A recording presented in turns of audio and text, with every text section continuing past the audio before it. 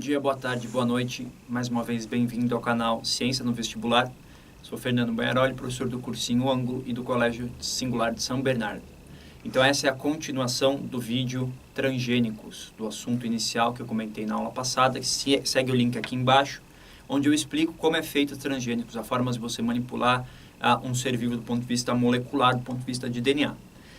Esse vídeo agora é, na verdade, para descrever os tipos de transgênicos no Brasil e utilizados no mundo, a história um pouquinho de qual foram os primeiros transgênicos famosos. É um assunto importante porque o Brasil é, na verdade, um dos principais produtores de transgênicos no mundo, não de produtos transgênicos. A semente não é produzida por nós, são empresas maiores que fazem isso, algumas até são produzidas no Brasil, mas pensando no que a gente consome, soja, milho e algodão, a gente está no na segunda posição em produção de organismos transgênicos, de alimentos transgênicos, de produtos transgênicos. Então, a gente tem uma importância grande no mercado nesse assunto.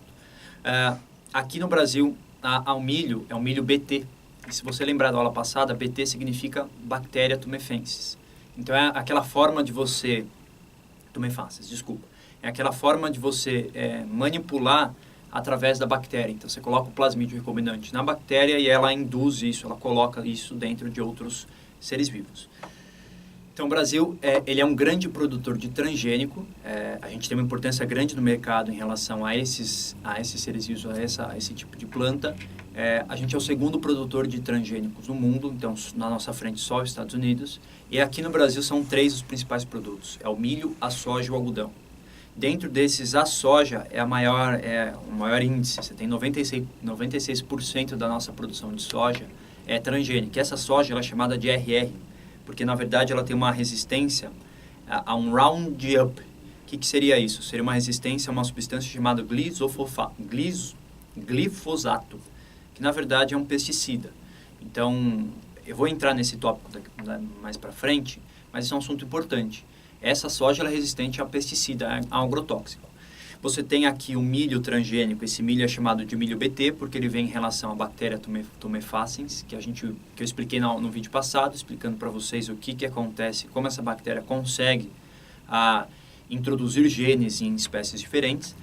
E isso dá em torno de 88% da nossa produção, e o algodão que está em média em 78%. Então, a roupa que você está usando nesse momento deve ser de algodão transgênico. Então, são números, assim, importantes. O Brasil é o segundo na escala de produção de transgênico, então ele tem uma importância grande para o nosso contexto. E esse contexto, claro, passa pelo vestibular.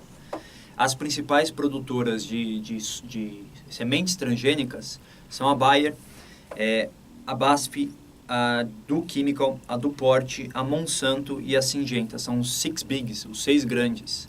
Lembrando que o ano retrasado, em 2015, se não me engano, você teve uma junção da Monsanto com a Bayer, pensando em uma compra da Bayer pela Monsanto. Isso foi uma preocupação grande, porque o grande problema de você vincular os transgênicos é que você associa os transgênicos a essas grandes empresas, que são empresas que produzem pesticidas, os agrotóxicos. Então, a Monsanto ela produz muito agrotóxico. Então, por um lado, você tem a empresa produzindo o agrotóxico e o transgênico resistente a esse tipo de agrotóxico. Então, essa é uma discussão bem importante. Ela não vai caber neste vídeo. É uma discussão que você pode seguir, procurar novas fontes, uma dissertação, talvez uma redação que use esse tópico. É interessante você ter essa forma, esse contexto, esse tema para discutir. Então, dá uma olhadinha. Dá uma olhadinha no sentido de as empresas que produzem os agrotóxicos, os pesticidas e as empresas produtoras de transgênico. Os exemplos de transgênicos já descritos, que tiveram sucesso em relação à produção, talvez não a um ganho público, mas na produção, um exemplo importante é o tomate 94, é o tomate flavor. Na verdade, ele era um tomate que não estragava, ele preservava o sabor, silenciava um gene chamado de PG, que é um gene que hidrolisa a pectina, a proteína hidrolisa a pectina. E por conta disso, ele retarda. Se eu hidroliso, se eu não deixo a pectina agir, você retarda o envelhecimento, você retarda aquele amolecimento. Então, o tomate fica mais resistente. Ponto forte, o tomate ficava mais tempo na gôndola vendendo, então ele resistia mais a essa variação. Ponto fraco, pouco sabor. Então, o sabor era um pouco atrapalhado por conta dessa não quebra da pectina. E aí, por conta disso, não caiu no gosto do público. E, além disso, era um produto caro, porque foi um dos primeiros a serem, do ponto de vista comercial. Agora, esse aqui de 2000 teve muito sucesso. É o caso do Golden Rice, o arroz dourado, na Tailândia, onde você tinha uma deficiência em vitamina A muito grande e o produto principal da alimentação é o arroz. Então, os cientistas criaram, através da agrobactéria, um arroz laranja, que tem a relação de uma provitamina A, uma pré-vitamina A. Então, ele tem o beta-caroteno associado à produção de beta-caroteno, associado ao gene desse arroz, o que antes não existia. Então, se você reparar na imagem, ele é arroz realmente dourado. Você tem esse arroz para vender no mercado, você consegue encontrar na internet. Confesso que eu nunca experimentei, tenho muita curiosidade, tudo bem? Importante, aqui no Brasil existe um problema em relação à nossa lei da transgenia, isso é bem recente, desde o ano passado já existe uma discussão, um projeto que está tramitando no Senado, sobre a obrigatoriedade de você colocar aquele símbolo T de transgênico com um triângulo amarelo em destaque nos produtos. Então existem várias vertentes, vários grupos dentro do Senado. É uma discussão política, é uma discussão em que menos se leva em consideração o que os ambientalistas, os entendidos comentam, mas é uma discussão importante. Até que ponto uma sociedade teria o poder de escolha sobre o que consome. Então você consome muitos salgadinhos, você consome chiclete, você consome a ração de cachorro, a ração do seu cachorro, ela é transgênica. E você teria a obrigatoriedade de saber isso. Então, até que ponto a gente está sendo enganado ou não, essa é a grande discussão quando a gente pensa nesse projeto de lei. Então, fugindo um pouquinho do assunto de transgênicos do ponto de vista de alimentar, existe um assunto que cai muito vestibular, que tem aparecido, que com a frequência desses tipos de questões tem aumentado, cabe a você entender um pouquinho mais. É o transgênico, dos insetos transgênicos, por exemplo, o Aedes transgênico. E quando a gente pensa em Aedes, lembra que ele é o transmissor, que ele é o vetor de várias doenças importantes no Brasil, como a dengue, chikungunya, zika, e agora, neste ano, como já se tem em vídeos anteriores, a febre amarela. Então, os transgênicos, existe um projeto chamado Projeto Aedes Transgênico, que são várias empresas que estão no meio, para tentar criar uma viabilidade de insetos transgênicos com genes de espécies diferentes, para ver se ele se torna menos transmissível, menos viável, que você tem um controle sobre a quantidade populacional. Então, eu trouxe aqui dois exemplos para vocês, e um deles passa por uma empresa britânica chamada Oxitec.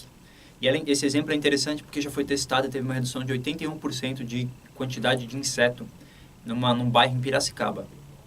Na verdade, essa técnica ela é simples, e você coloca um plasmídio recombinante dentro de um ovo de Aedes macho, onde você sabe que vai nascer um macho, e esse macho transgênico, ele passa uma inviabilidade não para os ovos gerados, mas para os filhotes que saem dos ovos. Então, aqui nesse esquema, acho que você consegue reparar.